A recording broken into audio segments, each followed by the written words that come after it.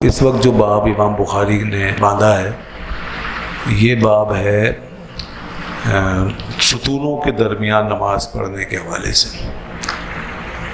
ستونوں کے بیچ میں نماز پڑھنا کب؟ جب جماعت نہ ہو رہی ہو۔ اگر جماعت میں آپ نہیں ہیں، اکیلے پڑھ رہے ہیں، تنہا پڑھ رہے ہیں، تو ستونوں کے بیچ میں نماز پڑھ سکتے ہیں۔ تو امام بخاری رحمۃ اللہ علیہ نے اسی لیے اس باب کو باقاعدہ الگ سے باندھا اور فی غیر جماعتن کی قید لگائی کہ اگر جماعت میں آپ نہیں ہیں، اکیلے پڑھ رہے ہیں، ستونوں کے بیچ میں پڑھ سکتے ہیں۔ جیسے دو ستون ہیں، اس کے بیچ میں کوئی کھڑا ہونا چاہے پڑھ سکتا ہے۔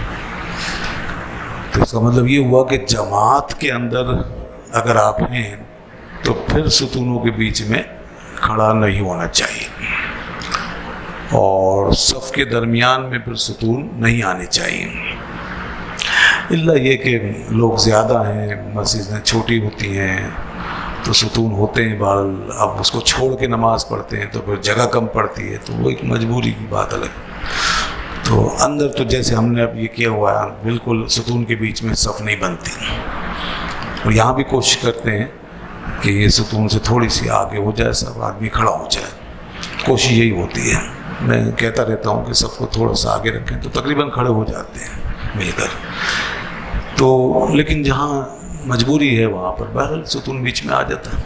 تو یہ مسئلہ ذہن میں رکھیں، اگر مجبوری نہ ہو تو پھر خواہ ستون کو بیچ میں رکھ کے جماعت کرنا یہ مکروہ ہے، اور رسول اللہ صلی اللہ علیہ وسلم نے اس سے منع فرمایا۔ نہا رسول اللہ صلی اللہ علیہ وسلم عن الصلاۃ بین السواری۔ سواری کہتے ہیں ستونوں کو، ساریہ کی جمع ہے یہ سواری، یہ اردو والا سواری نہیں ہے، یہ عربی کا سواری۔ ستونوں کے بیچ میں حضور نے نماز پڑھنے سے منع فرمایا۔ لیکن اگر آپ اکیلے ہیں، تنہا پڑھ رہے ہیں، تو پھر پڑھ سکتے ہیں، اور یہ بھی حدیث سے ثابت ہے۔ اور یہ باب امام بخاری نے باندھ کر اور اس کے تحت حدیث لا کر ہمیں یہ اچھی طرح واضح کر کے بتا دیا کہ یہ جائز ہے۔ اب دیکھیے واقعہ کیا ہوا۔ حضرت عبداللہ ابن عمر رضی اللہ عنہ کہتے ہیں کہ دخل النبی صلی اللہ علیہ وسلم البیت، نبی صلی اللہ علیہ وسلم کعبۃ اللہ میں داخل ہوئے، وہ اسامہ بن زید، اور اسامہ بن زید بھی داخل ہوئے، وہ عثمان بن طلحہ، اور عثمان بن طلحہ بھی داخل ہوئے، وہ بلال، اور بلال بھی داخل ہوئے۔ یہ سب حضرات کعبے میں داخل ہوئے، وَأَطَالَ، اور دیر تک وہاں قیام کیا، بہت طویل وقت، تو کافی دیر لگائی۔ حضرت عبداللہ ابن عمر رضی اللہ عنہ فرماتے ہیں ثم خرج، پھر آپ باہر تشریف لائے، وَكُنْتُ أَوَّلَ النَّاسِ دَخَلَ عَلَىٰ أَثَرِهِ، اور میں پہلا شخص تھا جو حضور کے پیچھے فوراً کعبے میں گیا، میں پہلا شخص تھا۔ یہ لیٹ ہو گئے، بعد میں پہنچے جب وہ داخل ہو چکے تھے سب، ورنہ یہ ساتھ ہی چلے جاتے، یہ پھر پیچھے نہیں رہتے، ساتھ ہی جاتے۔ اور دوسری روایت میں ہے کہ وہ جب سب چلے گئے تو پھر دروازہ بند کر دیا گیا۔ تو اس کے بعد بہرحال جب باہر تشریف لائے تو یہ کہتے ہیں کہ میں پہلا شخص تھا، اندر گیا، فسألت بلال، تو میں نے بلال سے پوچھا أين صلى، کہ رسول اللہ صلی اللہ علیہ وسلم نماز کہاں پڑھی تھی اس کعبۃ اللہ میں، مجھے یہ بتاؤ کہ حضور نے نماز کہاں پڑھی تھی۔ اللہ بڑا، دیکھیے صحابی کا تجسس دیکھیں، رسول پاک صلی اللہ علیہ وسلم سے نسبت دیکھیں، تعلق دیکھیں، کہاں کھڑے ہیں؟ کعبۃ اللہ میں۔ آدمی جب کعبے میں جائے گا تو اس کے تو کیا خیالات ہوں گے، کیا احساسات ہوں گے، کہاں پہنچا ہوا ہوگا۔ ظاہر ہے اس کا ایک ایک گوشہ گوشہ جو ہے مقدس ہے، مطہر ہے، عظیم ہے، اور اس میں جہاں بھی نماز پڑھنے کی سعادت مل جائے، سعادت ہی سعادت ہے۔ باہر نماز پڑھنا سعادت ہے تو پھر اندر بھی سعادت ہی سعادت ہے۔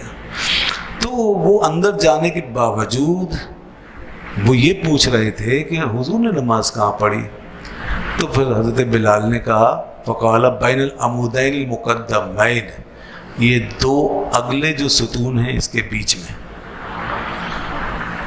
کعبۃ اللہ میں کوئی 6-7 ستون ہیں، اب معلوم نہیں کتنے ستون ہیں، اس وقت 6 ستون کا ذکر آتا ہے، تو وہ 2 ستون آگے تھے، اس کے بیچ میں رسول اللہ صلی اللہ علیہ وسلم نماز ادا فرمائی۔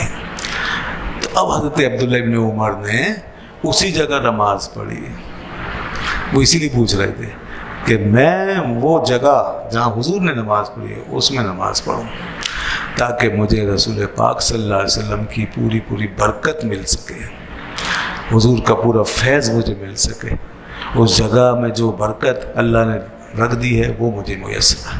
اب کعبۃ اللہ میں جا کر نبی دو عالم صلی اللہ علیہ وسلم کی برکت کے لیے متجسس ہیں، حضور کی کا تبرک لے رہے ہیں۔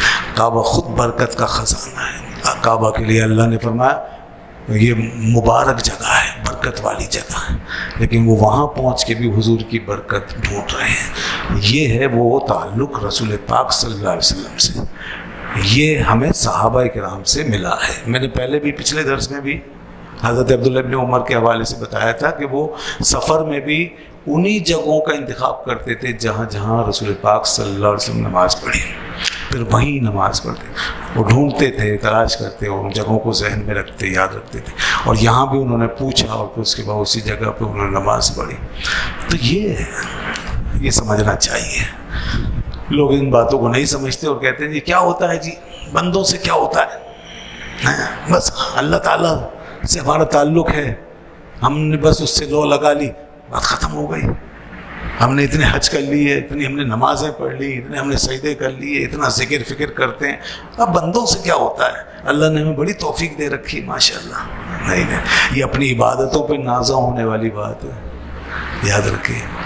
تو بندوں سے کیا ہوتا ہے یہ نہیں سوچنا چاہیے۔ اور بعض بڑی جرت کرتے ہیں، کہتے ہیں جی شرک ہو جاتا ہے، کہیں خدا کے بندے کے معاملے میں کہیں کوئی بندہ حائل ہو جائے تو شرک ہو جاتا ہے، تو کسی بندے کو بیچ میں نہیں آنا چاہیے۔ نہیں، یہ عبادت ہے، کعبہ کی جگہ توحید کا مرکز، اور پھر رسول پاک کی برکت کا تصور ہے نہیں، حضور کا وسیلہ ہے نہیں۔ حضرت عبداللہ ابن عمر کے دل سے پوچھو کہ وہ کیا کشش تھی جس کی وجہ سے وہ یہ سب کچھ کرتے تھے، حضور کی جو نشانیاں تھیں، جو نسبتیں تھیں، اس کے اندر کیا کشش انہیں محسوس ہوتی تھی کہ وہ ایسی جگہ پر بھی ڈھونڈ رہے ہیں کہ حضور نے کہاں قدم مبارک رکھے، مجھے وہ جگہ بتاؤ، میں وہیں کھڑے ہو کے نماز پڑھوں گا۔ تو یہ کشش ہے، یہ محبت۔ تو اللہ تعالی ہمیں بھی یہ محبتیں، یہ نسبتیں، ان نسبتوں کی قدر عطا فرمائے۔ الحمدللہ جو کرتے ہیں وہ تو خوش نصیب ہیں، لیکن جو محروم ہیں بیچارے ان باتوں سے اور محفلوں سے اور اس قسم کی باتوں سے، وہ بڑے محروم لوگ ہیں اور خشک ہو گئے ہیں۔ وہ پھر جب یہ چیز نہیں رہی تو دین خشک ہو گیا بالکل۔ تو اس میں اب یہ مسئلہ آ گیا کہ ستون کے بیچ میں نماز پڑھنا۔ امام بخاری نے اسی لیے اس حدیث کو کوٹ کیا، ستون کے بیچ میں آپ نے نماز پڑھی، تو آپ تنہا نماز پڑھ رہے ہیں، چونکہ اس لیے ستون کے بیچ میں یہ صحیح ہے حدیث کی روح سے۔